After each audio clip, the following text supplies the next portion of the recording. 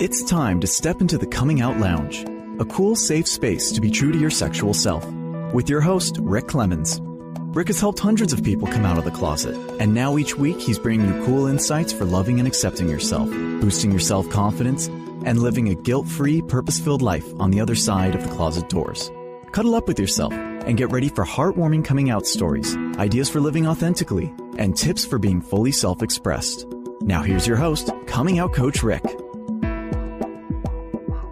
Hello, Closet Busters. It's time once again to go out there and step out, step up, and step into living your powerful truth. And today we're going to explore some powerful truths of love and tolerance and kind of being that LGBTQ thing that we all are, but we're going to come at it from a little bit different place today, because what I know is, first of all, you don't have to be LGBTQ to love or to tolerate. However, it seems for those of us that are LGBTQ, the truth is we sure get bigger doses of needing to be loved and tolerated than we sign up for most of the time.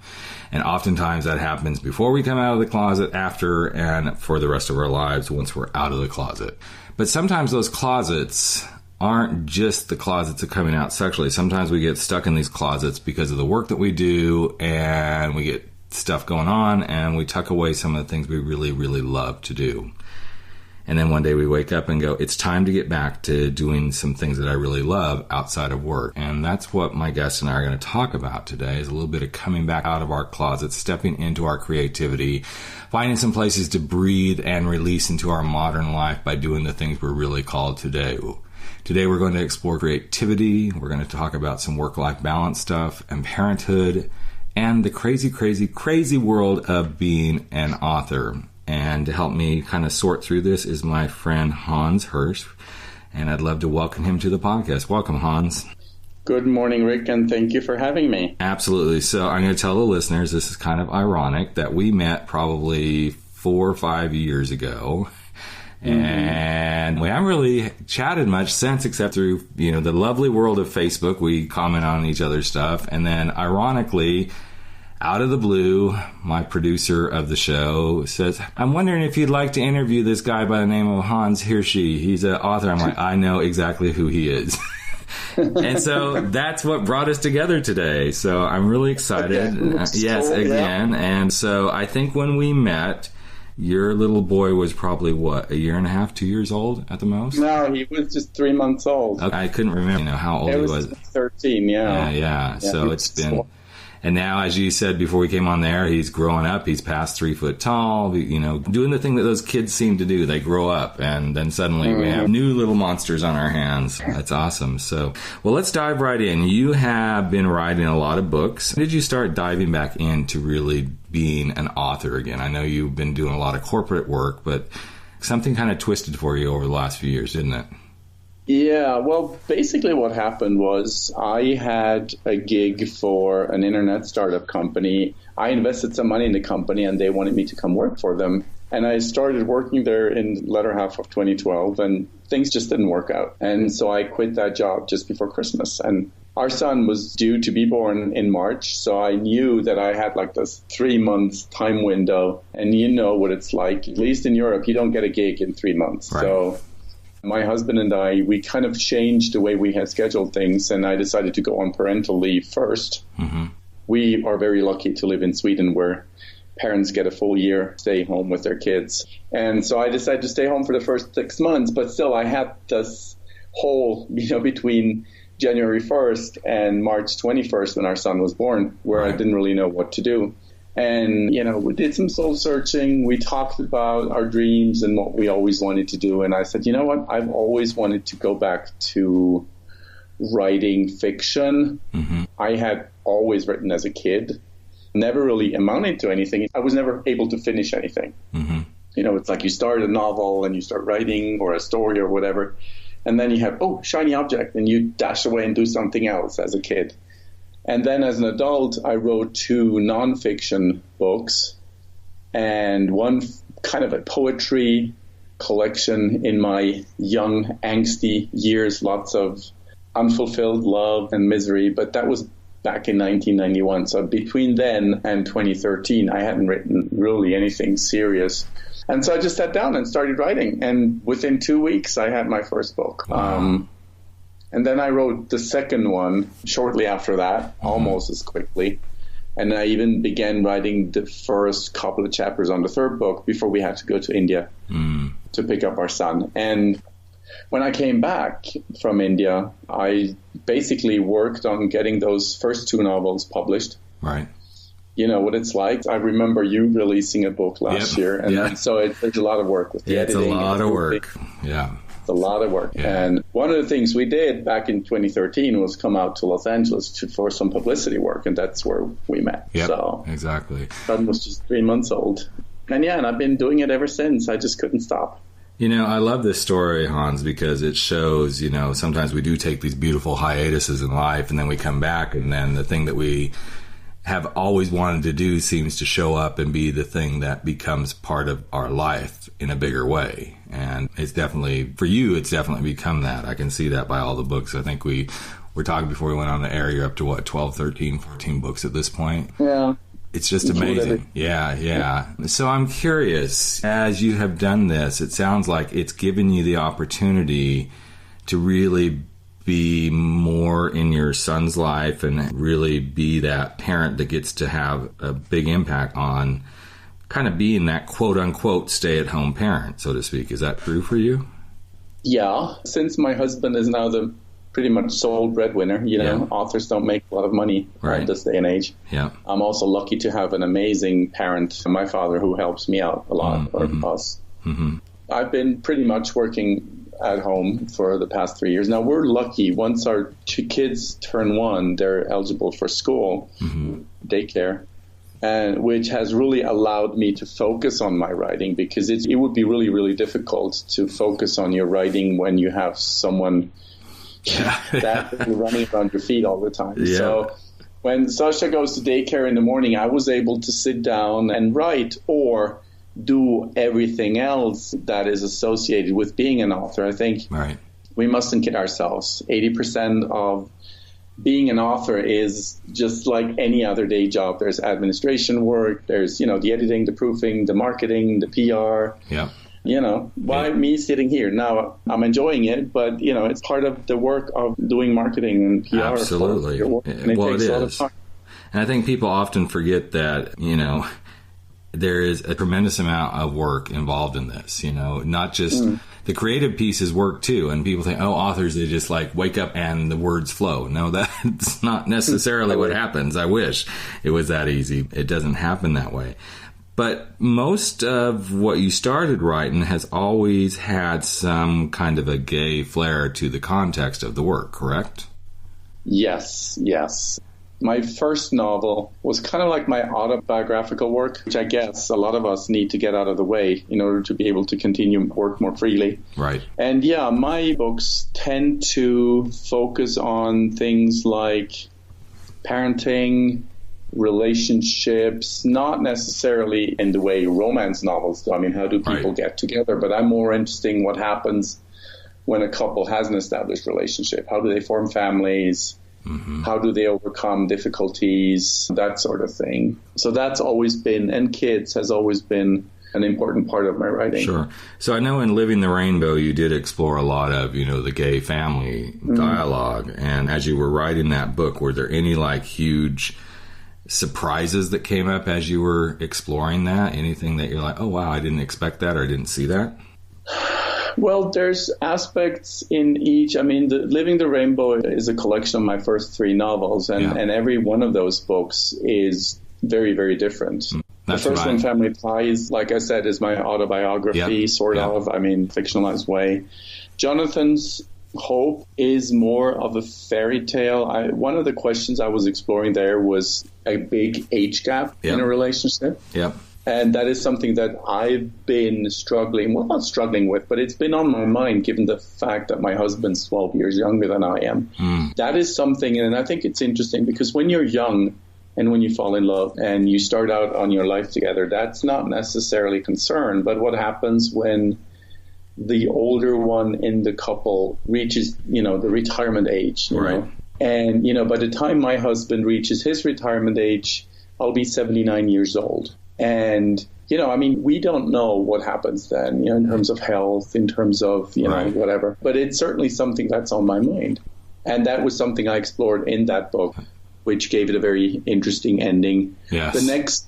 The Opera House, the third book, was about losing a child. And the reason I wrote the book at the time I did was because Sasha was very, very young. And as you know, sudden infant death syndrome is a bit of a concern for a lot of young parents. Yep. I was just wondering, how would I react?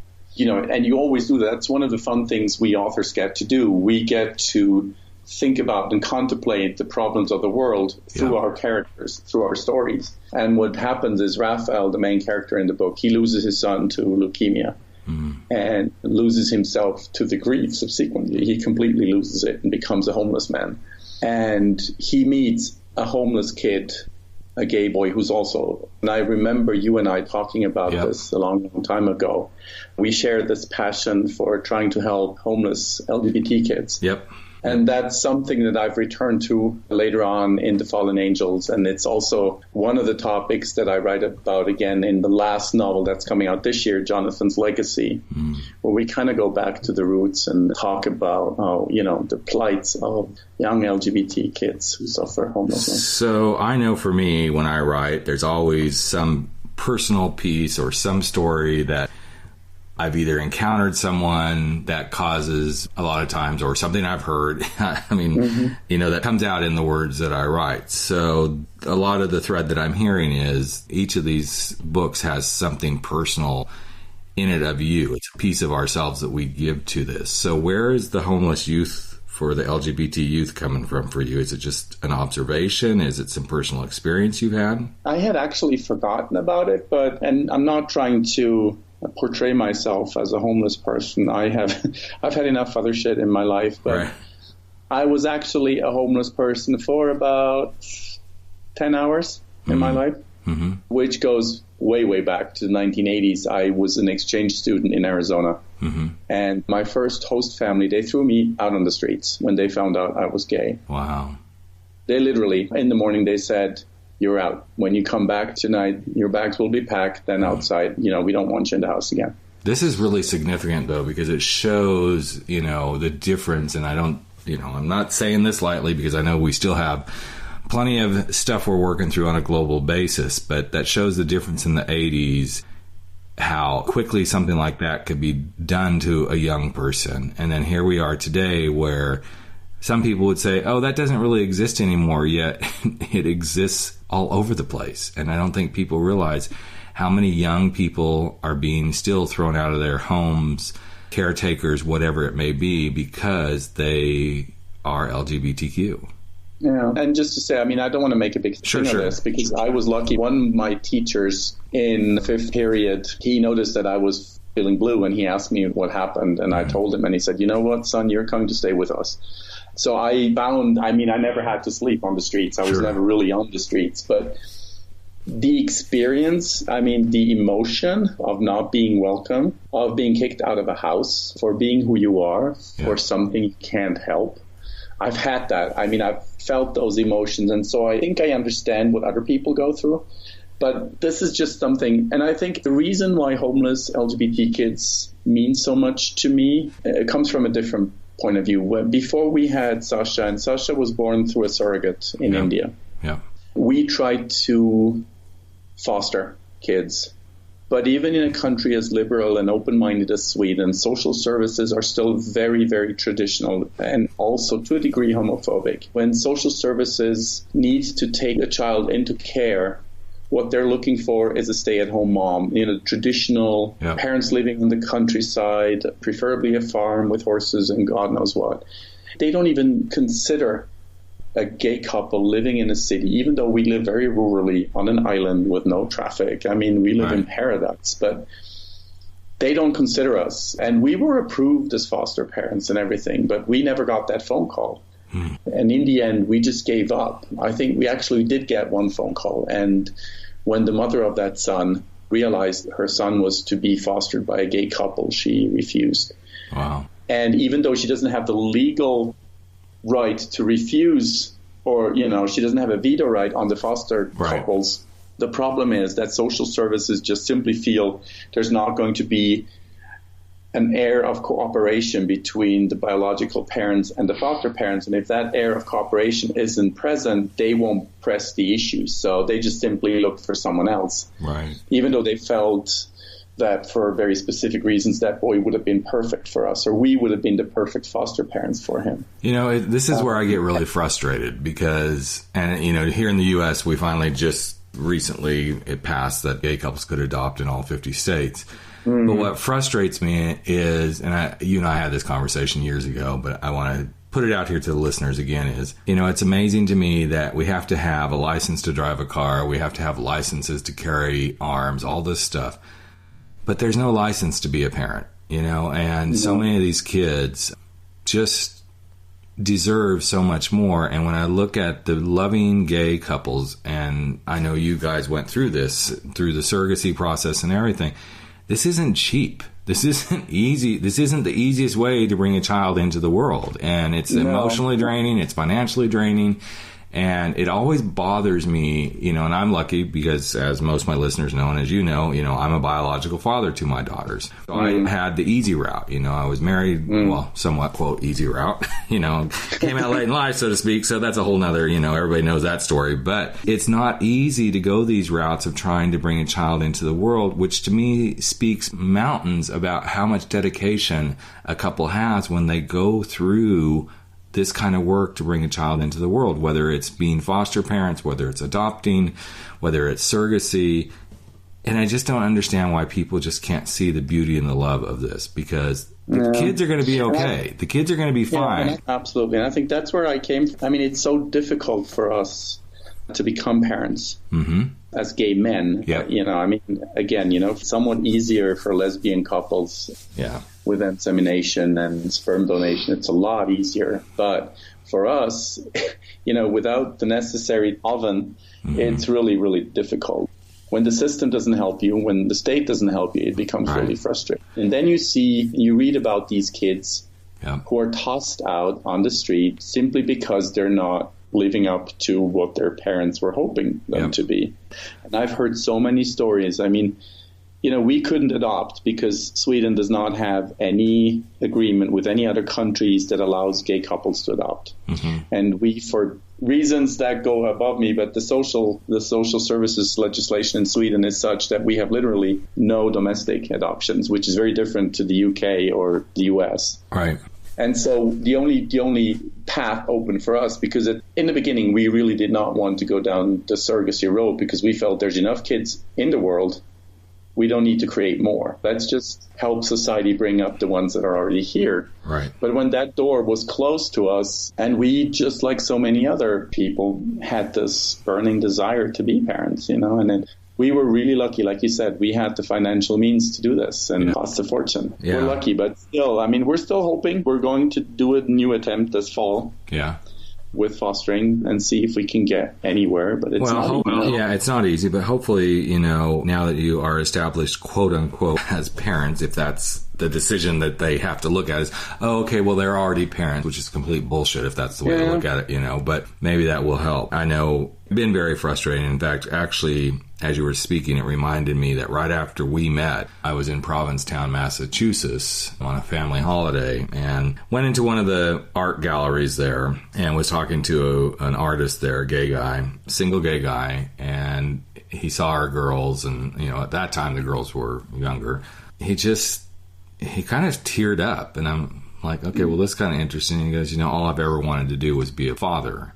You know, as a single gay man, it's been a real challenge. He goes, but I'm really looking forward to it because he had just got approved for an adoption, which for a single gay man is a huge mountain to have climbed through, you know, and it just breaks my heart when, you know, I hear these stories. And then on the flip side, when I see kids out on the street or know of kids out on the street, I know at one point in time when I was more involved with the homeless youth shelter that I used to work with, the statistic was about between 65 to 70% of the kids out on the streets identified as LGBTQ. That's a huge amount of kids to be out on the street. So let's talk about your latest book. I know you've got a new one out called Schwartz. So let's talk about, you know, where that one came about, what kind of work it is. I know it's a lot of short stories, but I'd love to have you share that with the listeners.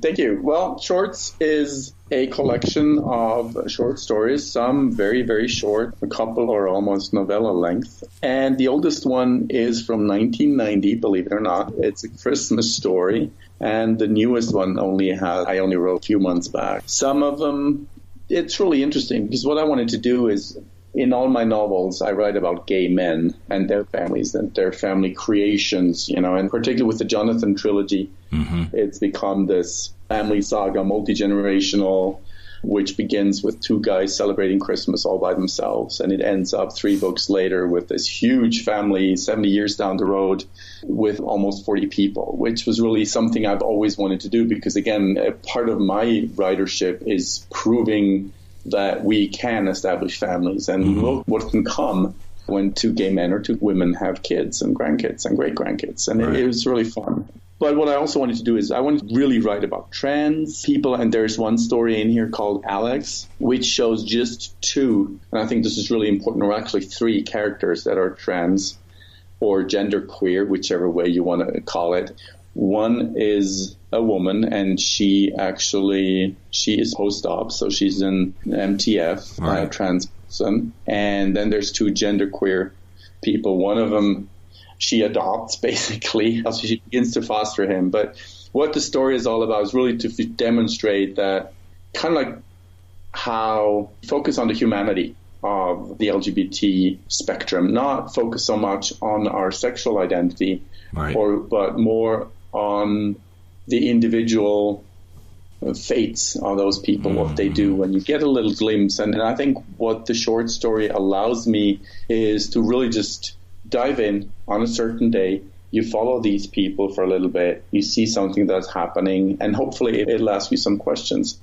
There's a story about a Navajo woman who works in Vegas who's raped and decides to keep her child against her own early will, and we get to follow her for a little bit. And it's not about the fact that she's Navajo. It's not about the fact that she's lesbian. It's not about the fact that she's single, but it's just you see this mother and how she struggles and fights for her kid, which I think is really beautiful. But obviously I had to make her a human being, and so I just happened to choose something I knew.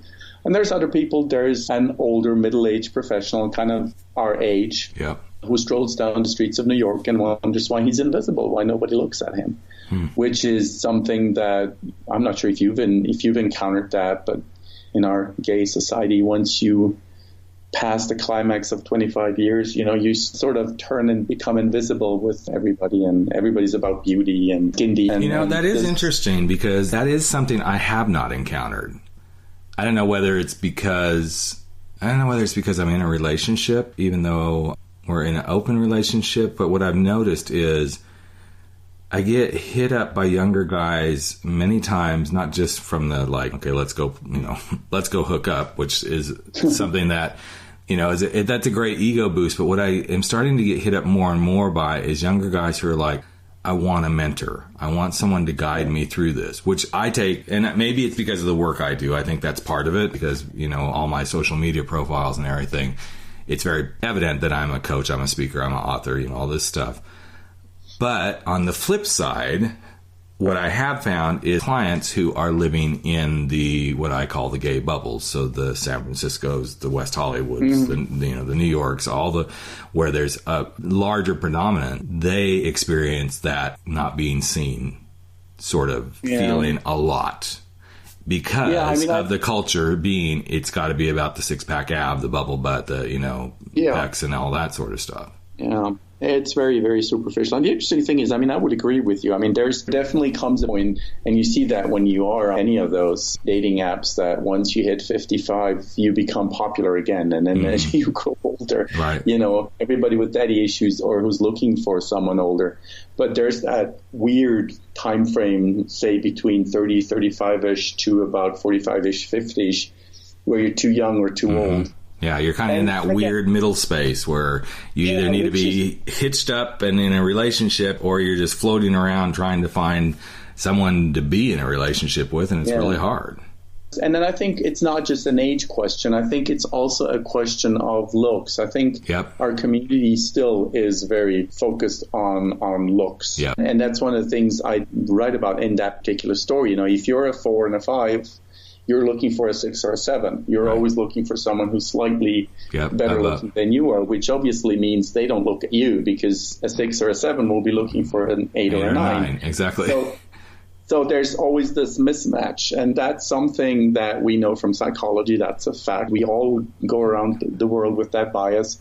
In our community, you know, combined with the age and combined with this extreme focus on looks and exercise, there's a lot of guys out there. I can honestly say I have no idea what it's like for the ladies, but for the men out there, it can be really tough for some of us. It's very devastating. Trust me. I have several friends and a few clients that are just beautiful men. I mean, and I'm not talking just because I think they're beautiful. They're the kind of guys that definitely turn heads, and they still don't think they're good enough. And again, it's frustrating. I mean, I live in a relatively small town. I mean, we've got about 1 million people in greater Gothenburg area. Mm-hmm. But when you live in a really rural area, you know, 5, 10,000, 15,000 people, and you go on Grindr or whatever, you know, Tinder, and there's like nobody, it must be really difficult, because you may not have, you know, straight people, they meet at work. Straight people meet at Walmart. They meet at, you know, Trader Joe's. They meet everywhere. Right. At the bar. For us, that's still not always a possibility, you know, unless you live in one of those bubbles, you know, where there's a lot of gay life. Yeah. And so it makes it more difficult. It's not as natural to meet someone in a way that is not, you know, very look focused. Whereas hetero people, they have that advantage. They meet, you know, at a basketball game. They meet in places where you focus more on the interests, on inner values, rather than what's on the outside. And it gives those of us, and I include myself in that, who are not very, very good looking, a better chance of finding love. So it's not easy, but it can happen. And I do a lot of work with gay men in this arena about finding a way to find the guy, even if you don't think they're out there. I mean, there's lots of places to find them. So a couple other questions I have really quickly before we wrap it up. And this one probably is going to take you kind of by surprise. If you could write a book right now for Sasha, that would be like that legacy book for your son, what do you think it'd be about? I actually already did that. One of the things we did was, while we were pregnant, we wrote a blog. It was important to me because surrogacy is so controversial. I want to be able for him to one day, 15, 18, 20 years down the line, to be able to read how we felt, not just why we made rational decisions, but how we felt, what the emotional impact was on us at the time. Awesome. So that book is out. And because I had such a big following on my blog at the time, I decided to put it out there. It's available for 99 cents on Amazon. It's called Dads. But today, if I had to write it again, I would probably focus on something else, on him just, you know, being true to who he is as a human being, and try to focus as little as possible about his assigned sex. I mean, we still don't know if he'll grow up a boy or not. And focus on being himself, whether that is a boy or a girl or gender queer, whether he is gay or straight. You know, I mean, he's doing it right at this minute. He has female friends, he has male friends, you know. Sometimes he wakes up and he says, Daddy, I want to be a girl. Sometimes he says, you know, am I a big boy now? I mean, he does it right at this very moment. But I know the more he gets exposed to heteronormativity, you know, once he reaches school age and you get all that pressure from the outside.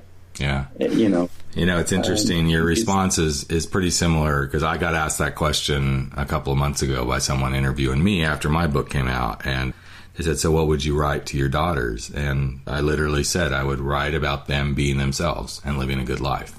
Everything I could put into a book about being who you are and owning who you are and living the best life you can for you. Not for someone else, living the best life you can for you. I truly believe when you live your best life for you, you end up living the best life you can for someone else because you're being very, very true to yourself. Absolutely. So it kind of segues into the last question I have, which is the one I always end every episode with. If you could give some advice to someone that's out there listening who's either struggling with coming out, maybe they're in the middle of their journey, maybe they're hiding still, what piece of advice would you love to impart to someone in that space?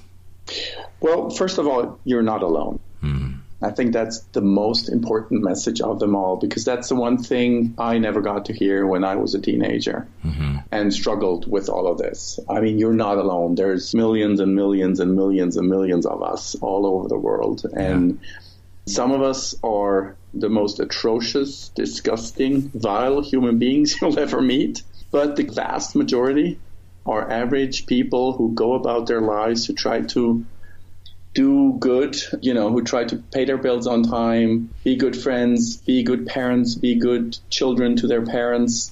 And then there's new saints out there too. I mean, let's not forget about those. But sure.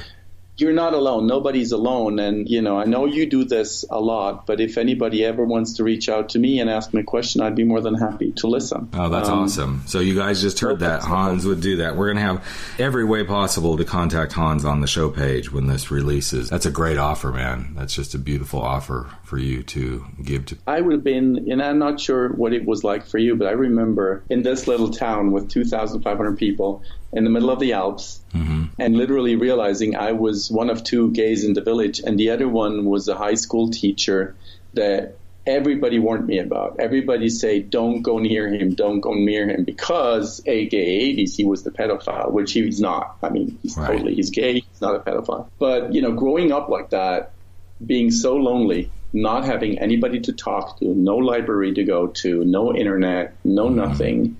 God wanted to have, just someone to talk to, someone to write a letter. Yeah, and I think this is the missing piece. I mean, there's a lot. In fact, I was interviewing someone yesterday for a show, and they brought up the amount of available resources now compared to when they came out. And, there's plenty of resources, but we can always use more. So I really appreciate you just throwing that out there to, if anybody would ever want to talk, especially, those who may be thinking about going through this parenting journey that they've been through, and those who have found themselves feeling very isolated in small towns. Like, nobody really gets me. I think it's beautiful that Hans has put this forward. So I so appreciate reconnecting with you, friend, and hearing about all the beautiful things you're doing. And I love the work that you're doing. I still have the books you gave me when we met in LA, and I've held on to them all this time and consider them real treasures. So I just really appreciate you taking time to be here on the Out Lounge. So, and thank you so much for having me. Absolutely. We'll have everything that you need to contact Hans on the show page. And if you've enjoyed what you've heard today, you know the drill. Go to Facebook, connect with me,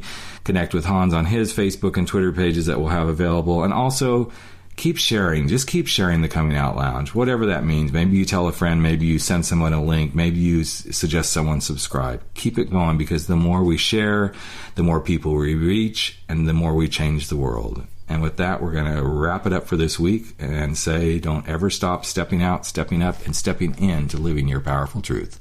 I'm Rick Clemens, the Coming Out Coach, and this is the Coming Out Lounge, and we'll catch you in just a few more days. Take care.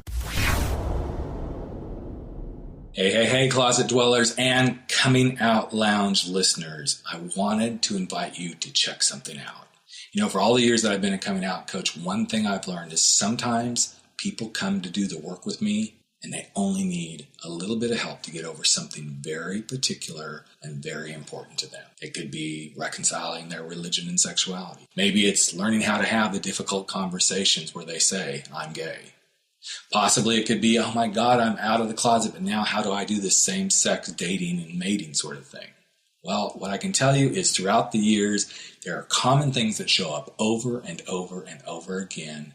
And what I've heard most from my clients and listeners of the podcast is, I want a way to work with you just on these particular subjects. Yay, I am so excited because I've taken the action and I've made this possible. So how do you find out about these particular programs? You go to thecomingoutcoach.com, or if you're on the show page right now listening to the podcast or have just listened to the podcast, over to the right-hand side of the podcast description, everything is an icon that says one-on-one coaching sessions. Click on that button. You'll be taken to a page that describes each of the different 9 sessions I'm offering. They are one-on-one sessions that we can do via phone, Skype, or even FaceTime. They're very action-oriented. We go right to the topic that you want to talk about. And each of these sessions also includes a copy of my book, Frankly, My Dear, I'm Gay. So what more could you ask for? You get me for 90 minutes devoted to you, plus my book. So go check it out. See if there's something that could help you as you step out, step up, and step in to living your powerful truth. Take care. I'm Rick Clemens, the Coming Out Coach. I look forward to working with you. You've just experienced the Coming Out Lounge. Go online to www.comingoutlounge.com to learn more and tune in again next week for more stories and tips for being true to yourself.